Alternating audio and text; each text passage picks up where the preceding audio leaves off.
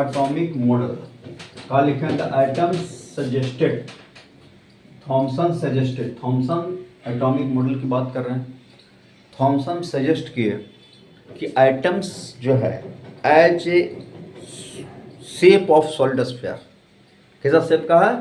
Solid spherical shape का atom, जिसमें positive charge is uniformly distributed over the volume of sphere. कहाँ है? Sphere के वॉल्यूम में डिस्ट्रीब्यूट। एंड नेगेटिव चार्ज इस तरह से स्फीयर के अंदर एम्बेडेड है, घुसा हुआ है जहां तहां, इतना संख्या में है कि जो net charge on the atom क्या कर दे रहा है? जीरो। कह सकते हो electron embedded in the sphere as like seeds of the watermelon.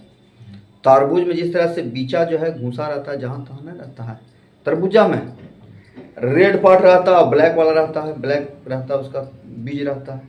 तो समझो रेड पार्ट जो है ना यूनिफॉर्मली डिस्ट्रीब्यूटेड पॉजिटिव चार्ज है, और जो इलेक्ट्रॉन जहां जहां है वह सीड्स है जहां तहां घुसा हुआ है। ऐसा घुसा हुआ है कि net charge on the atom क्या कर दे रहा है?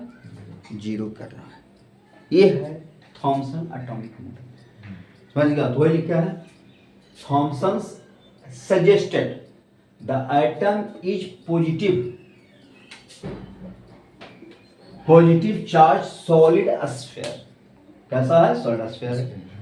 And electron are embedded in it.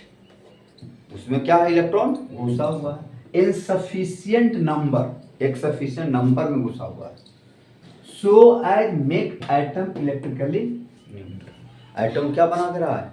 Neutral. इसका net charge on the atom क्या हो गया? जीरो। जितना प्लस उतना ही माइनस। अब इस स्ट्रक्चर ऐसा होगा, ये सब जो गैस करके दिखा रहे हैं पॉजिटिव चार्ज यूनिफॉर्मली डिस्ट्रीब्यूट है और इलेक्ट्रॉन ऐसे घुसा हुआ है। Net charge on the atom क्या है? ये सब सीट्स हो गए, ऐसा घुसा। इस स्ट्रक्चर को कहते हैं plum pudding. Plum pudding model. इसका स्ट्रक्चर क्या कहते हैं? Plum pudding model. समझ गया? इसका स्ट्रक्चर क्या कहता है? Plum pudding model. कोई पूछ दे, ऑब्जेक्टिव पूछ सकता है बोर्ड में। जे थॉमसन के तहत, according to J Thomson atomic structure atom model will say, चार चॉइस देते हैं उसमें प्लम पुडिंग मॉडल रहेगा, सही हो जाएगा। थॉमसन के तहत प्लम पुडिंग मॉडल स्ट्रक्चर। समझ गया? हाँ। जिसमें ये आपका क्या है? इलेक्ट्रॉन, और ये क्या है? Positive charge. समझ गया? ये क्या है? इलेक्ट्रॉन।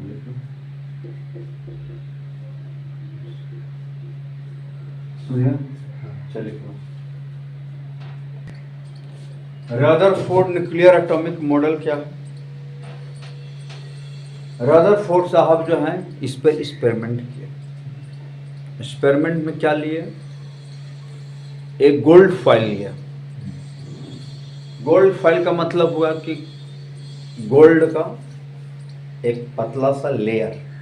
गोल्ड एक ऐसा मटेरियल है जिसको अधिक से अधिक तुम फैला सकते हो, वो टूटेगा नहीं।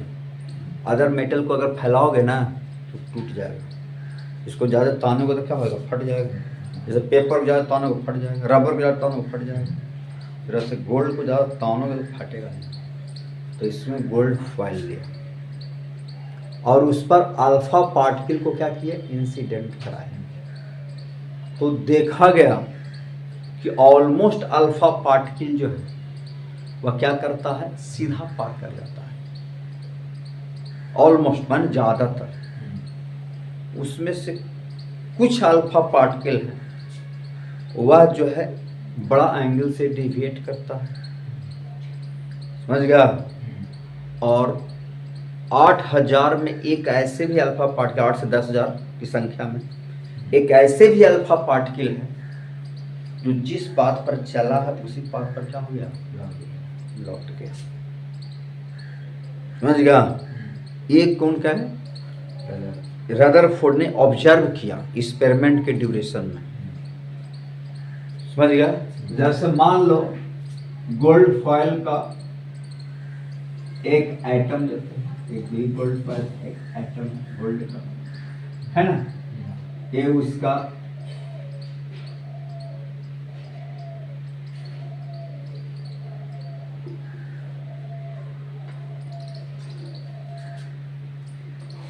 अब ज्यादातर अल्फा पार्टिकल क्या कर जा रहा है, पार कर जा रहा है।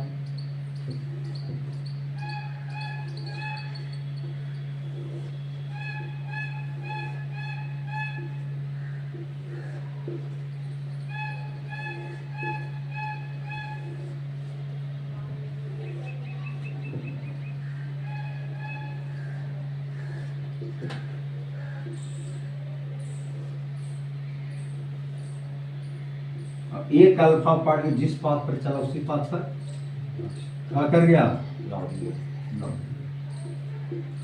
ज्यादातर सीधा पाथ कर गया अल्फा पार्टिकल। समझ गया?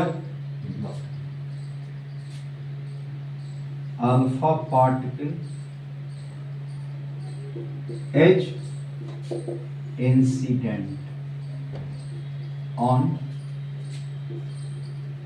gold foil.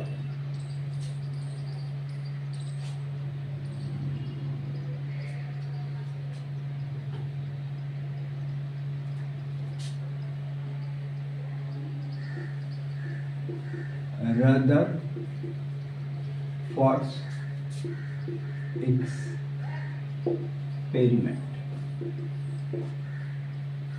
फिर लिखो जो बोले थे समझाएं, the most of the alpha particle pass through the gold foil, ज्यादातर पास कर जाता, आइदर कैसे पास करता, आइदर अनडिविएटेड बिना डिविएशन के, या विथ ए स्मॉल डिविएशन हल्का फुल्का डिविएशन के साथ क्या कर जाता, most of alpha particle pass कर जाता है। दूसरा क्या लिखा है, some of the alpha particle they are deflected, वह विचलित हो जाता है, डिफ्लेक्ट हो जाता है बाय लार्ज एंगल, बड़ा सा एंगल से। ठीक है, full stop. Rutherford found that, Rutherford पता देखते हैं, some of alpha particle about 1 in 8,000, 1 in 8,000 में एक, they are deflected more than 90 degrees and they were returned back by the foil, और या सीधा क्या कर जाता है, लौट जाता है। समझ गया? 8,000 में कितना, एक दो ऐसे हैं जो कि सेम पाथ पर लौट जाता है या बड़ा सा एंगल से क्या कर जाता है, डिविएट कर जाता है। चलिए, The atom may contain lot of the empty space. सारा अल्फा पार्टिकल, ज्यादातर अल्फा पार्टिकल तो पास कर जा रहा है, बिना डिविएशन के, स्मॉल डिविएशन के साथ। इसका मतलब खाली जगह है तब तो पास कर जा रहा है, भरल जगह में कोई पास करेगा, खाली जगह है तब पास कर जा रहा है। इसका मतलब एटम के अंदर क्या है, खाली स्पेस है। समझ गया? And heavy mass in the atom should be occupy small, लेकिन एटम के अंदर जो हैवी मास है वह एक निश्चित जगह पर है, एक छोटा सा वॉल्यूम को ऑक्यूपाई कर रहा है। मैंने एटम का शेप बड़ा है जिसमें बहुत ज़्यादा जगह खाली है, और छोटे से वॉल्यूम में हैवी मास है।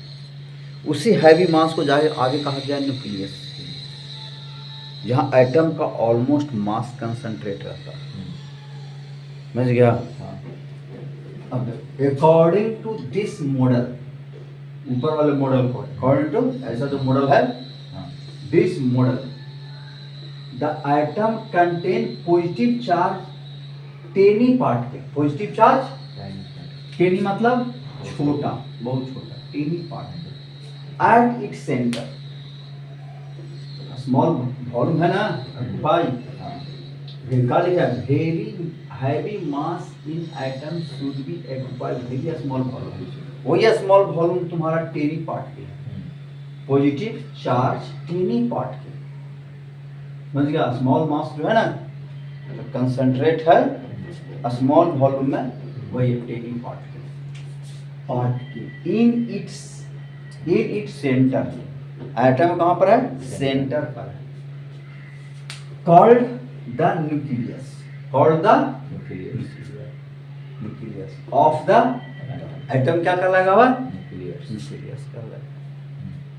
The nucleus contain almost mass of the atom, nucleus contain क्या करता है, ऑलमोस्ट मास, यानी एटम का लगभग मास कहाँ है, न्यूक्लियस में,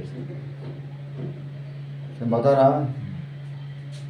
outer side of nucleus there are electron, और इलेक्ट्रॉन कहाँ है, न्यूक्लियस के आउटर साइड में है, माने बाहर electron, which move around it, और वह क्या कर रहा है, मूव कर रहा है, सम सेपरेशन, कुछ दूरी पर, समझ गया, न्यूक्लियस से कुछ दूरी पर क्या कर रहा है, वह मूव कर रहा है, समझ गया।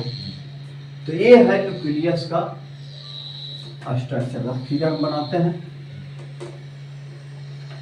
ताकि एटम का जो स्ट्रक्चर है उसमें न्यूक्लियस भी है, इसलिए कहा जाता है nuclear model of atomic structure, nucleus के साथ एटम का जो मॉडल दिए वो रदरफोर्ड एक्सपेरिमेंट से ही पता चला है, समझ गया। एटम के अंदर क्या है, न्यूक्लियस है, क्या है, न्यूक्लियस है, कैसे पता चला है, रदरफोर्ड एक्सपेरिमेंट से ही पता चला है कि एटम के अंदर क्या है, न्यूक्लियस है, जहाँ पॉजिटिव चार्ज है, टोटल मास केंद्रित है, एटम का entire mass are concentrated at the centre, समझ गया। अब देखो यहाँ स्ट्रक्चर, ये तुम्हारा एटम है, ये आपका इलेक्ट्रॉन है, ये आपका न्यूक्लियस हो गया, क्या हो गया, न्यूक्लियस, यानी पॉजिटिव चार्ज, प्लस देखा हो गया न्यूक्लियस,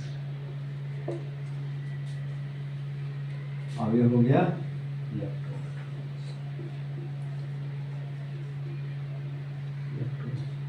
क्या कर रहा है, यही है atomic model, nuclear atomic model, समझ गया, न्यूक्लियस के साथ एटॉमिक मॉडल रदरफोर्ड ने दिए, समझ गया। हाँ,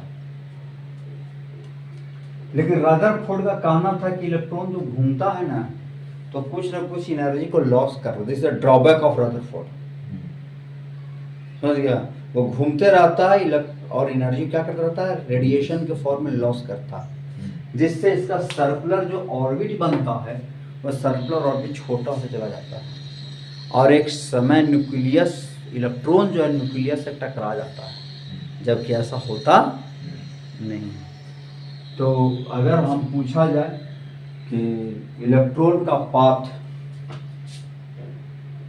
कैसा होता है रदरफोर्ड के तहत, तो फ्लैट स्पाइरल, ऐसा पाथ,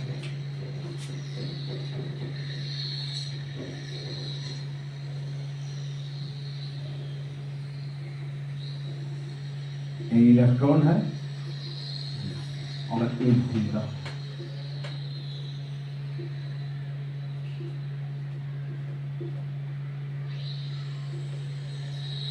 फिर ये जाके कहाँ कर टकरा गया, न्यूक्लियस में टकरा गया,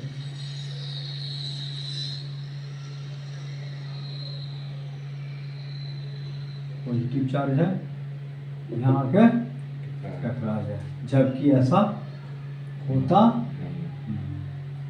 माने path of electron, path of electron according to Rutherford.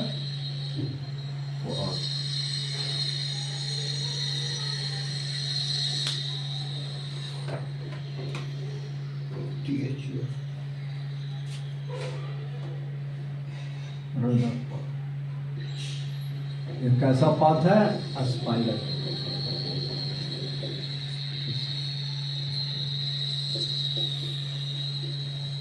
Spiral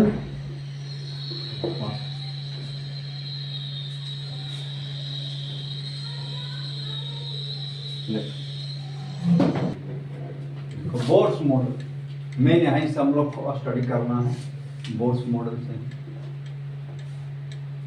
Bohr's model जो है रदरफोर्ड एटॉमिक मॉडल को एक्सेप्ट किया कि एटम का जो स्ट्रक्चर है जिसमें इलेक्ट्रॉन जो है सर्कुलर ऑर्बिट में रोटेट कर रहा है और न्यूक्लियस जो है एटम का जो न्यूक्लियस है वहाँ पॉजिटिव चार्ज है और रदरफोर्ड एक्सपेरिमेंट से एटम के न्यूक्लियस के साइज को मेजर किया गया। इसका जो है रेडियस किस ऑर्डर का होगा तो 10 to the power -15 metre order का होगा। हम न्यूक्लियस में पढ़ेंगे आगे। तो उसी को पढ़ाते हुए बोर्स मॉडल आया, लेकिन बोर्स मॉडल का कुछ पॉस्टुलेट है, कुछ मानना है। वो एक्सपेरिमेंट से ऑब्जर्व किए माने कि electron is rotated in circular orbit around the nucleus with constant energy. पहला postulate the electron are rotated in circular path, the circular orbit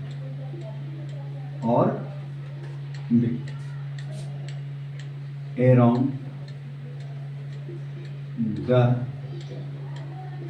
nucleus with constant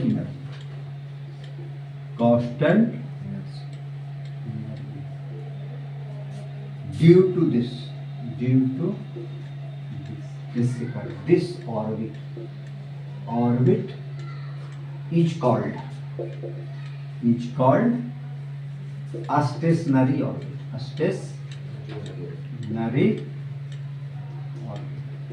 orbit क्या है? निश्चित ऊर्जा के साथ रोटेट कर रहा है इलेक्ट्रॉन सर्कुलर ऑर्बिट में, इसलिए इसको कहते हैं स्टेशनरी ऑर्बिट। समझ गया?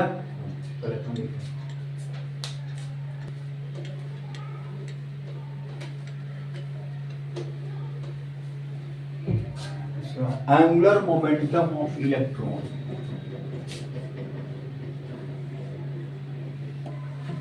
Angular momentum of electron about nucleus is integral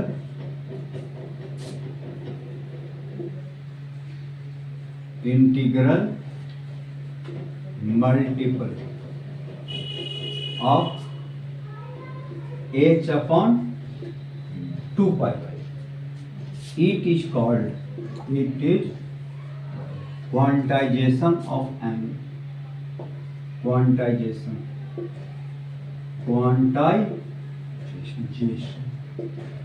of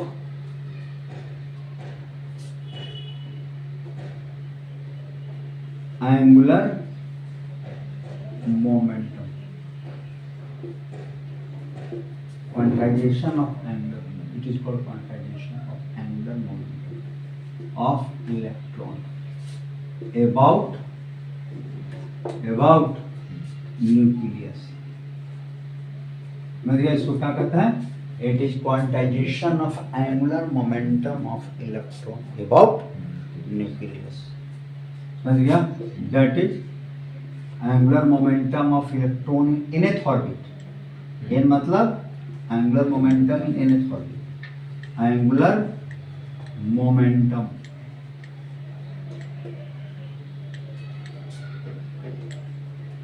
of electron in nth orbit बराबर NH अपॉन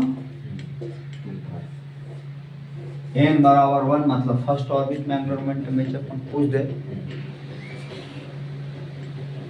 इलेक्ट्रॉन का एंगुलर मोमेंटम n बराबर 1 को कहते हैं ग्राउंड स्टेट।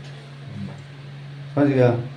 तो ग्राउंड स्टेट में इलेक्ट्रॉन का एंगुलर मोमेंटम कितना h अपॉन 2 फर्स्ट n बराबर 2 के लिए कहते हैं फर्स्ट एक्साइटेड स्टेट। ग्राउंड के बाद वाला जितना भी ऑर्बिट आता है उसको एक्साइटेड स्टेट कहते हैं। 2 का n बराबर 2 रख देंगे h अपॉन 2h अपॉन 2 का फर्स्ट एक्साइटेड। n बराबर क्या है? हाँ 1 2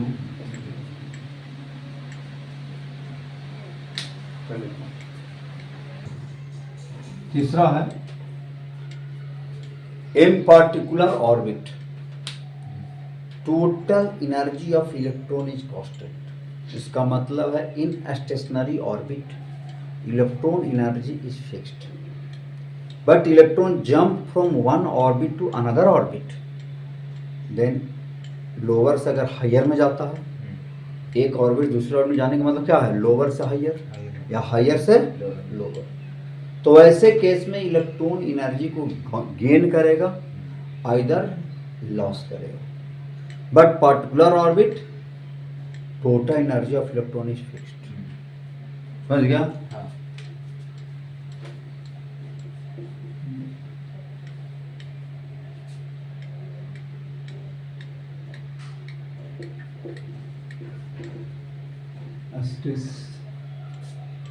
stationery orbit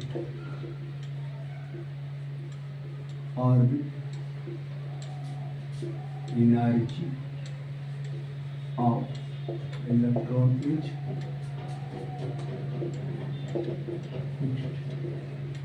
but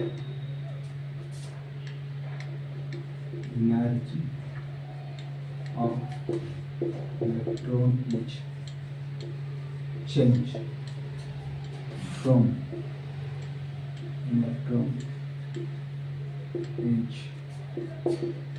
jump from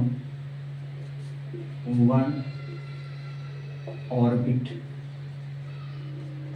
to another orbit in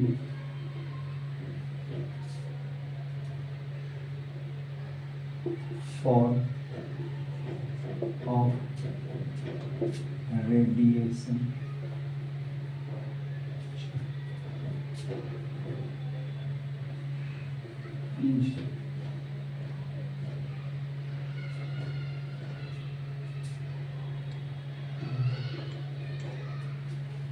जैसे मान लो N2 ऑर्बिट है N2 बड़ा है किससे? अब इलेक्ट्रॉन यहाँ से यहाँ आ रहा है लो हायर से तब यहाँ से क्या करेगा? इसमें एनर्जी E_N2 था इसमें एनर्जी तो E_N2 बड़ा ऑर्बिट में बड़ा एनर्जी होगा तो एनर्जी इसका मतलब यहाँ से यहाँ आ रहा है इसका मतलब एनर्जी को लॉस कर रहा है। कितना एनर्जी लॉस किया? Delta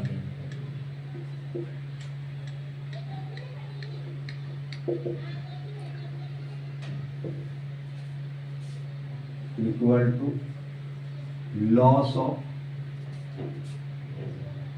energy by electron in form of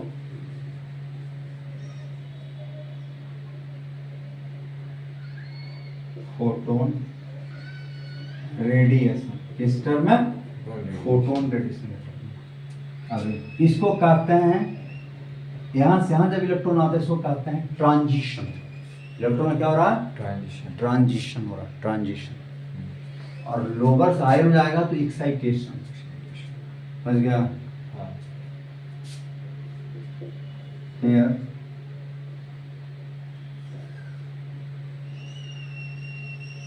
Hindi का क्या लिखिएगा? Transition of electron. क्या हो रहा है? एनर्जी का लॉस कैसे हो रहा है? En2 माइनस En बराबर हायर एनर्जी में से लोअर एनर्जी। तो लिखो कर सकता, तो ऊपर से नीचे का एनर्जी घटेगा, घटेगा उतना मीट करेगा, और नीचे से ऊपर का एनर्जी बढ़ेगा। इसका मतलब गेन करता है, ऊपर जाएगा।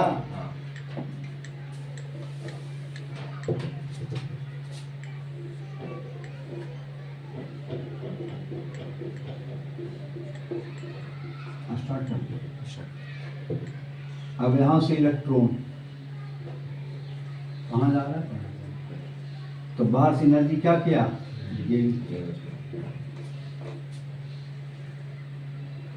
Energy gain by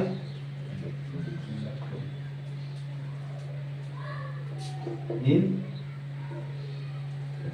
form of photon radiation, form of photon radiation का फॉर्म। चला गया इसमें बड़ा एनर्जी है ना। अब क्या हो जाएगा? E(n1) तो पहले से था और डेल्टा एनर्जी मिल गया। यहाँ लिख देगा एक्साइटेशन ऑफ इलेक्ट्रॉन। क्या होगा? एक्साइटेशन। लोअर से हायर में जाना एक्साइटेशन, हायर से लोअर में आना ट्रांजिशन, बराबर En2। तो डेल्टा E बराबर En2 माइनस। और एनर्जी जो होता है यहाँ, एनर्जी गेन या loss in terms of photon, E बराबर hc by hc by lambda या h इंटू समझ गया? Photon energy, photon energy.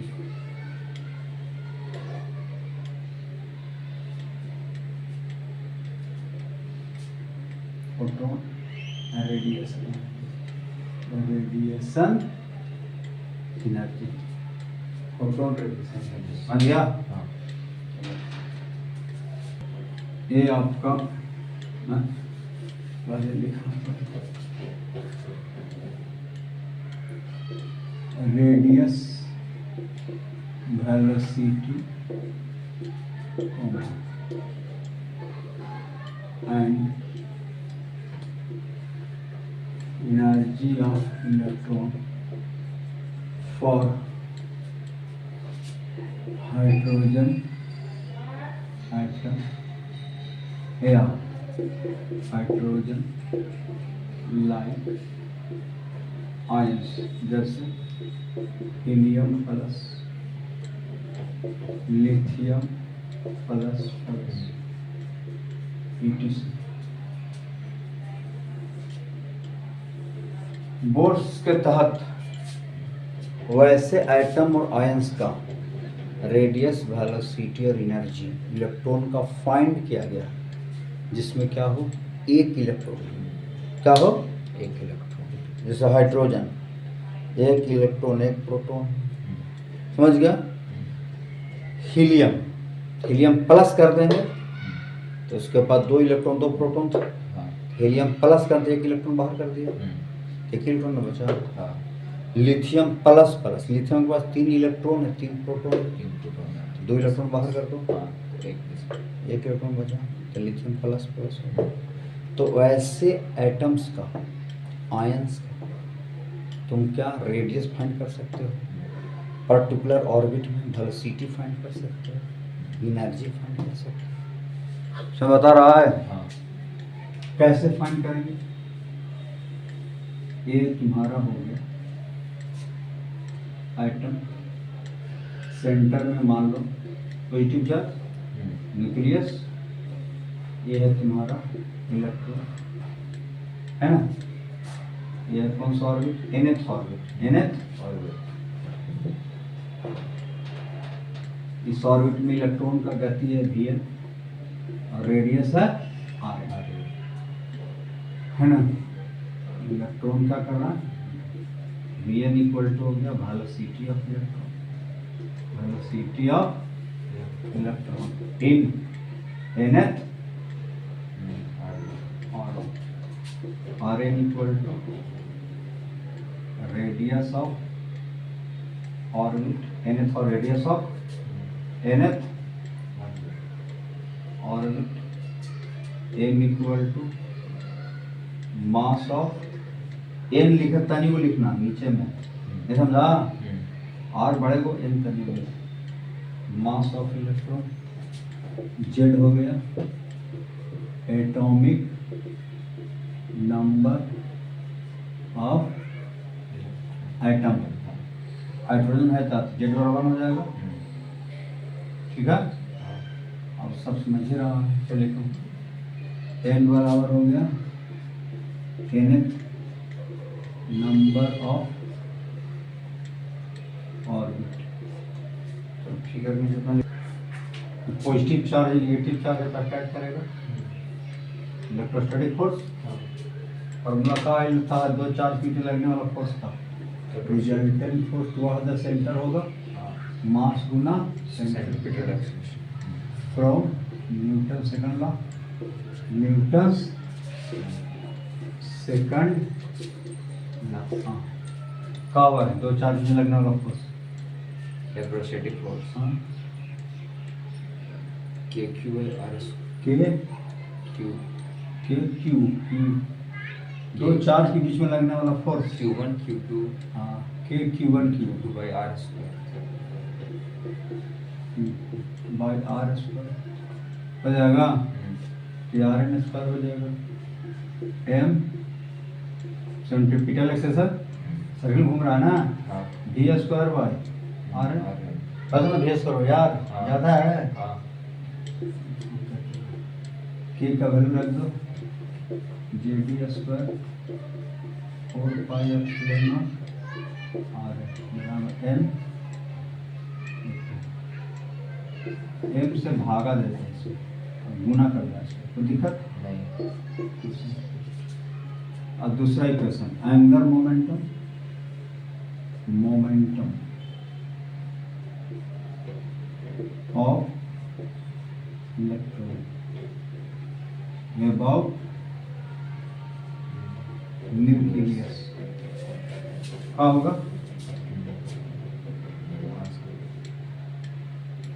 Are cross magnitude बराबर N H upon R cross P था ना, आर और पी के बीच में कितना डिग्री है? 90 डिग्री। मास और वेलोसिटी और मोमेंटम करते हैं, तो R N M V N N बराबर मास ऑफ इलेक्ट्रॉन लिखे थे ना, ना लिखे हैं? लिखे थे हाँ हाँ लिखे मास बराबर एम वी एन बराबर एन, एन अवेश बड़े को लिखेगा, ऐसा नहीं एन अवेश एक जैसा, समझा? हाँ बटा 2 पाई आर एन हो जाएगा। क्वेश्चन नंबर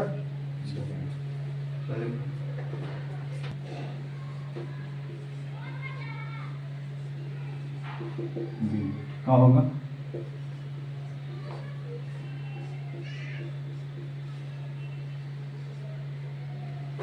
बराबर रख दें value N square H square 4 pi square R N square हो जाएगा, 4 से 4 कट गया, पाई से पाई कट गया, कट गया, क्या हो जाएगा जे D square pi epsilon not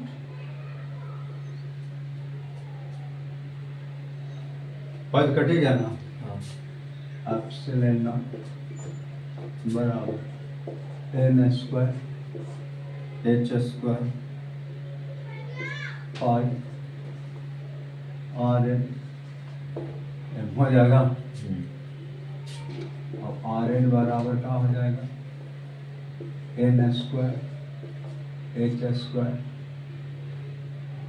epsilon naught z E square, ठीक है, पाई हो जाएगा। हाँ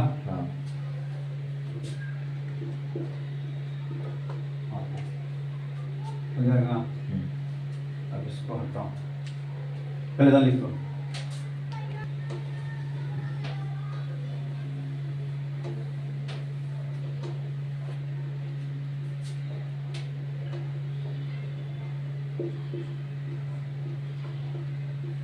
आर एन इक्वल टू क्या हो जाएगा H square epsilon not pi N square by Z. अब इसका वैल्यू क्या होता है 0.53 एंगस्ट्रॉम, पूरा कांस्टेंट वैल्यू है ना एन स्क्वायर बाय जेड। समझ गया एंगस्ट्रॉम में समझता है 1 एंगस्ट्रॉम बराबर कितना, नैनो मतलब कितना 9 10 to power 9 9 minus 9 9 बोलता angstrom 10 to the power -10 metre. समझ गया एंगस्ट्रॉम मतलब क्या होता है 10 to the power -10 मीटर। हाँ याद करेगा, रट जाएगा। तो अगर मान लो कि एग्जाम्पल के टर्म में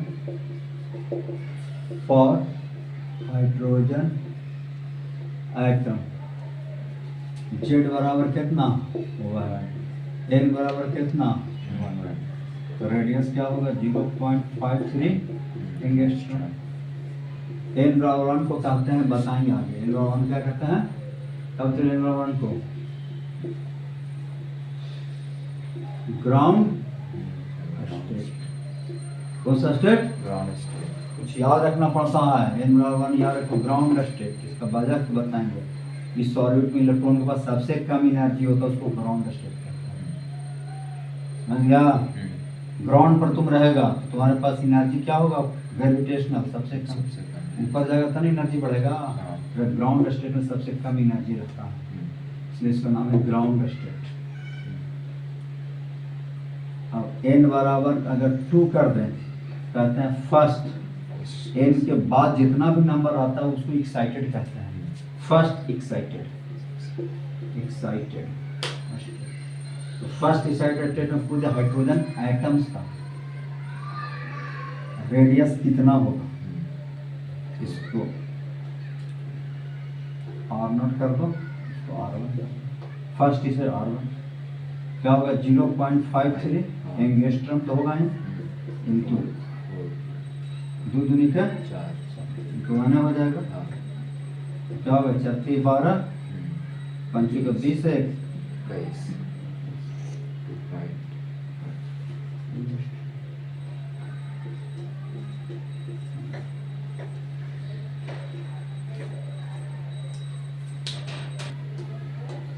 अब वेलोसिटी ऑफ इलेक्ट्रॉन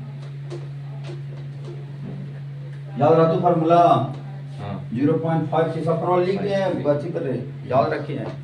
ये सब कुछ तो radius of electron in an orbit 0.53 angstrom into n square by z velocity of electron, velocity of in nth orbit. अब का वेलोसिटी होगा तो अभी हम पढ़े थे होल स्क्वायर बाई एन पढ़े थे ना, बराबर का लिखे थे N H by 2 pi are N हाँ दिक्कत है, हाँ एम तो कट जाएगा ये दो,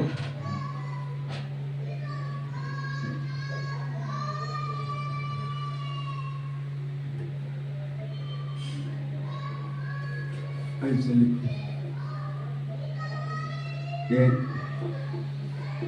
are N into M V N बराबर एन एच बटा, लिखेंगे ना, अब हमको वी एन निकालना है, एन एच बटा 2 pi into M R N का वैल्यू रखो N square H square epsilon not बटा जेड ई स्क्वायर पाई होगा, वी एन कट जाएगा, जेड पाई से पाई कट जाएगा, जेड ई स्क्वायर बटा एन एच कट जाएगा 2, हाँ एम भी कट ही जाएगा, जे डी स्क्वायर एन एच कटिए गया 2 एप्सिलॉन नॉट एन है ना, अब हो जाएगा ई स्क्वायर अपॉन 2 एप्सिलॉन नॉट एक साथ रखो इंटू जेड वाई, अब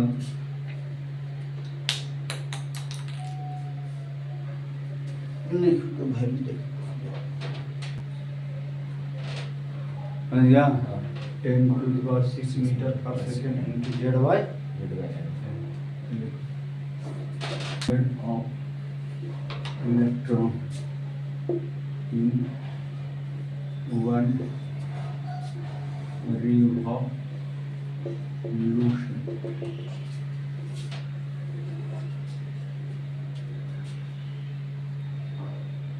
अब जैसे n बढ़ेगा वैसा स्पीड घटेगा, घटेगा, इसका न्यूक्लियस से दूर जगह स्पीड घटेगा, स्पीड घटेगा इसका मतलब है कि मोमेंटम ऑफ इलेक्ट्रॉन भी घटेगा। पूछ रहे थे कई बोर्ड में, न्यूक्लियस से दूर जाने पर linear momentum of electron will increase decrease constant नानो डिक्रीज करेगा, वेलोसिटी घटेगा, घासली है कि ना है, हाँ जो तो कांस्टेंट रहेगा, हाइड्रोजन एटम के लिए काम देगा। टाइम ट्रेडिंग मान के भरोसा, तो टी बराबर क्या होगा 2 pi are n by d n, एक चक्कर मारना 2 पाई डिस्टेंस चलेगा, 2 पाई तो आर एन का value copy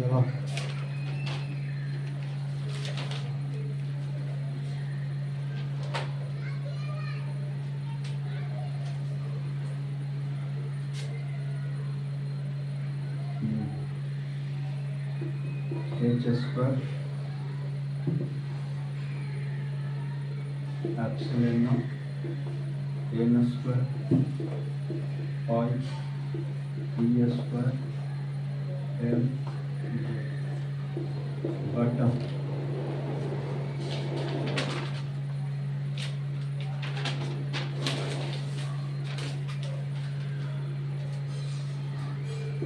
e square z upon 2 epsilon naught h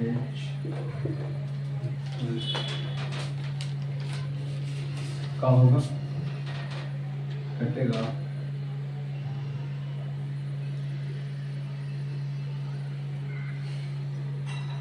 ऊपर जाएगा, पाई से पाई काटने तो 2 लिखा है ना, वो हाँ हाँ 4 epsilon square h square n होगा बटा e पर पावर 4 m z स्क्वायर है ना, टाइम 15 बराबर 4 एप्सिलॉन स्क्वायर h स्क्वायर बटा e पर power 4 m cube upon z square हो जाएगा। हाँ अभी देखो तो टर्म कांस्टेंट है, हाँ हाँ देखो टाइम पीरियड इन वन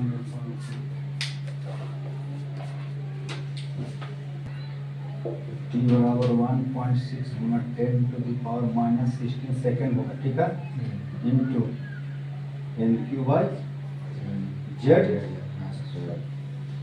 समझ गया, 1.6। इसका मतलब है कि डेट इज, देखो time period directly proportional to N Q, inversely proportional to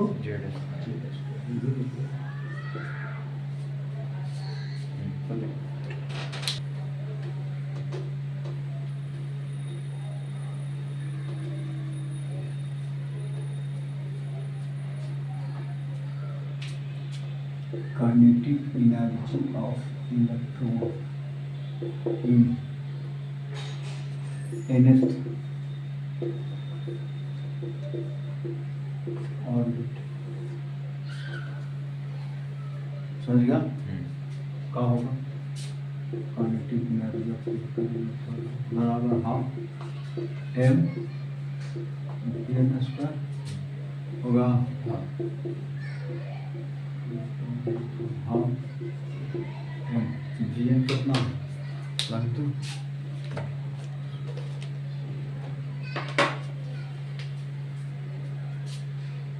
Z E square बटा 2 एप्सिलॉन एच एन क्या होगा, kinetic energy of electron nth orbit बराबर हाफ एम जेड स्क्वायर, चार नॉट हो जाएगा, एप्सिलॉन स्क्वायर एच स्क्वायर, इसको solve करेगा आ जाएगा 13.6 electron volt into Z square by, समझ गया, चल और nth ऑर्बिट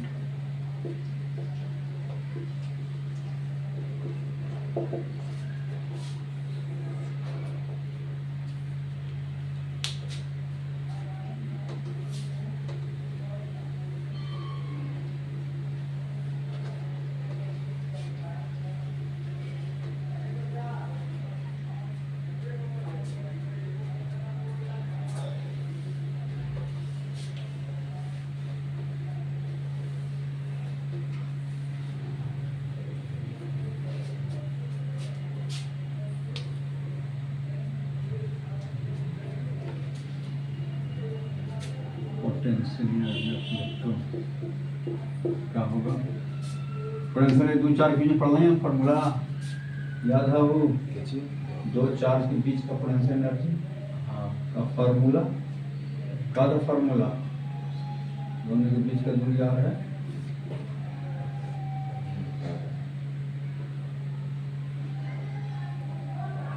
हाफ हाफ का निशान ले लीजिए,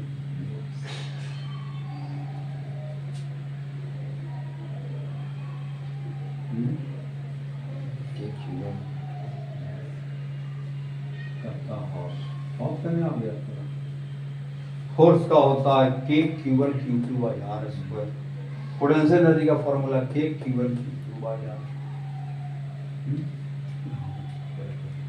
काइनेटिक एनर्जी है क्या होता है, देखो यहाँ अरे दोनों प्लस में है तो दोनों प्लस होगा, प्लस माइनस रहेगा तो क्या बताते हैं, प्लस माइनस हो जाएगा, अनलाइक चार्ज के लिए प्लस, अनलाइक चार्ज के लिए लाइक चार्ज के लिए हो गया प्लस लाइक चार्ज, अनलाइक के लिए क्या होगा minus.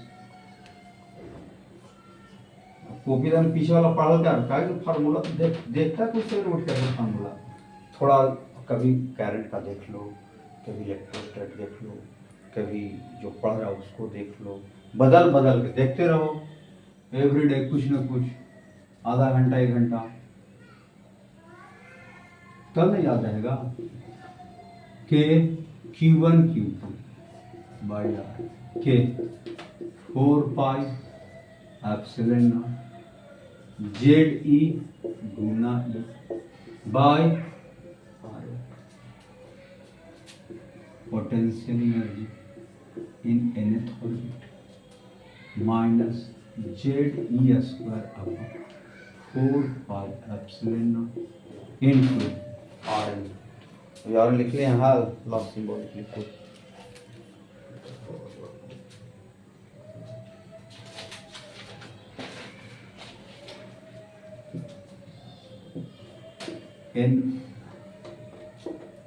N square H square epsilon naught upon z ई स्क्वायर पाई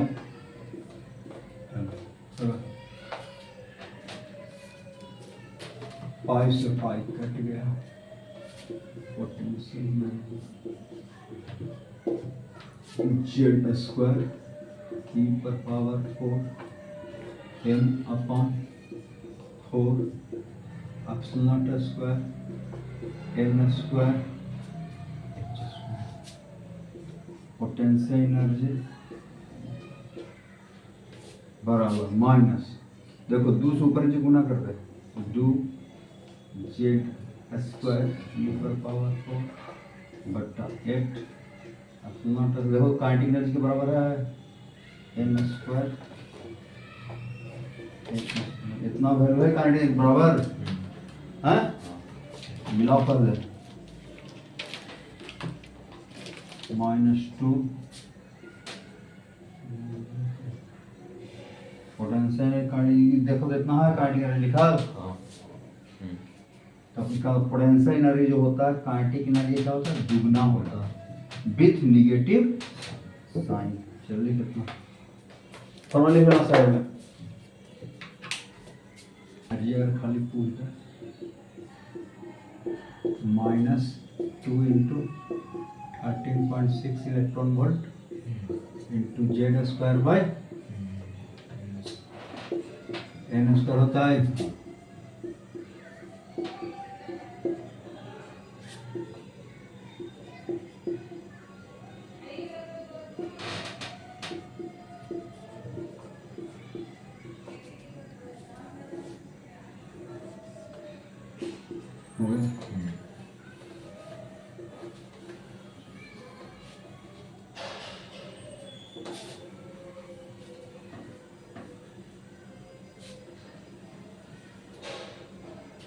अब mechanical energy total energy of in nth orbit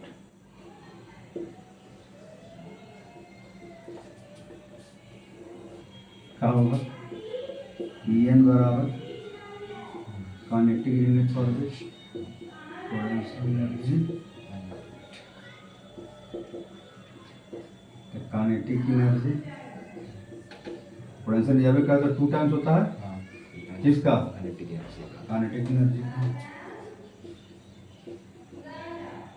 energy हो जाएगा हाँ बराबर काइनेटिक एनर्जी भी पढ़ते हैं सिंबॉलिक लॉक ओके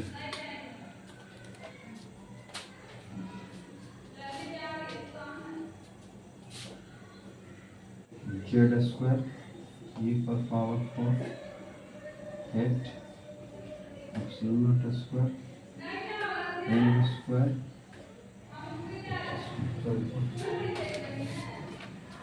तो एन बराबर कितना होगी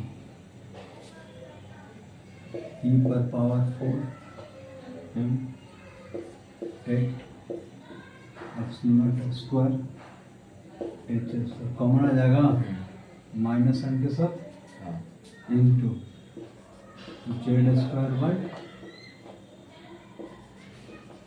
एन स्क्वायर ना वैल्यू आ जाएगा -13.6 electron volt into Z square by N square.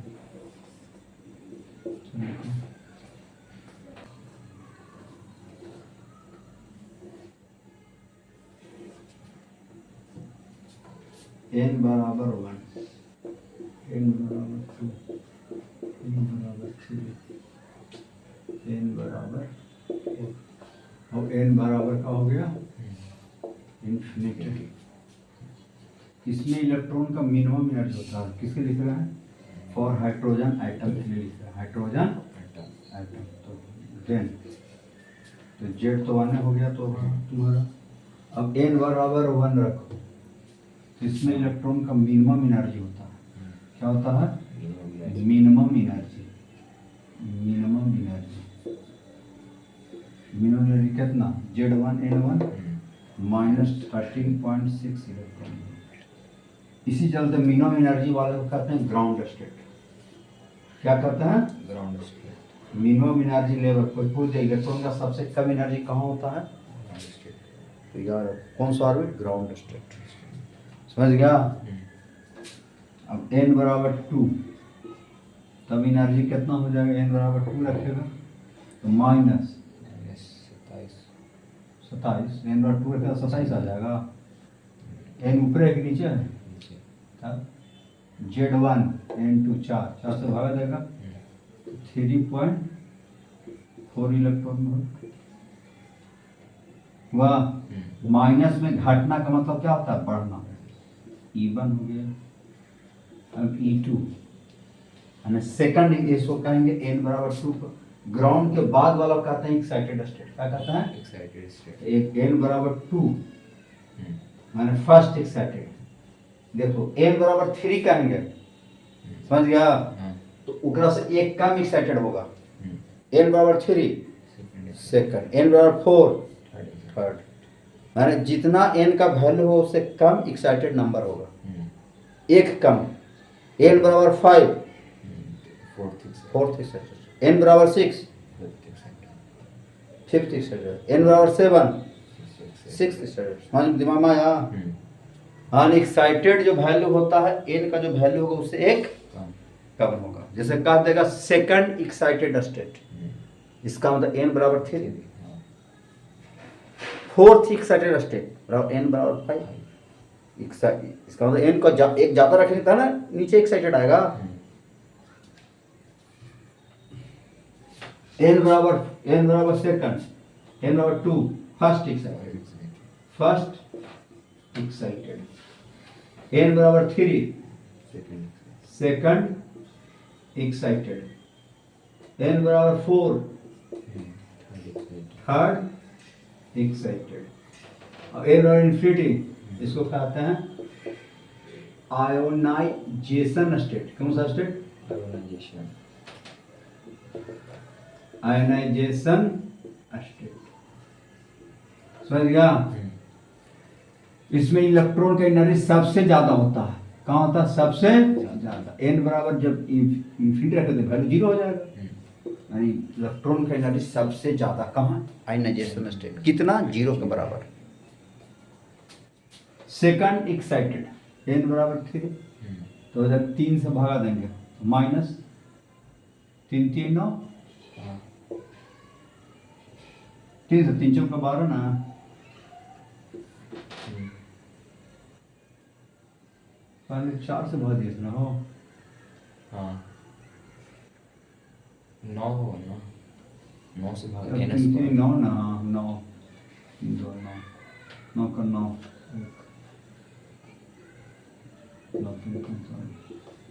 हो जाएगा इस तरह से। इसका मतलब जैसे ऊपर जाएंगे इलेक्ट्रॉन की एनर्जी क्या होगा? बढ़ेगा। Energy level of electron will increase. Energy level of electron will increase. जैसे ऊपर जाएंगे इलेक्ट्रॉन का एनर्जी बढ़ेगा। आयोनाइजेशन स्टेट में क्या होगा? मैक्सिमम एनर्जी होगा 0। कोई पूछ दे कि इलेक्ट्रॉन का एनर्जी सबसे ज्यादा कहाँ होता है? Ionization state. माने एटम से आयन जो है इन्फिनिटी ऑर्बिट में चला गया, इसका मतलब है एटम से आयन फ्री हो गया। माने एटम जो है आयन में कन्वर्ट हो गया, माने इलेक्ट्रॉन इज रिलीज या electron is separate from atom, अलग हो गया एटम से इलेक्ट्रॉन। तो एटम नहीं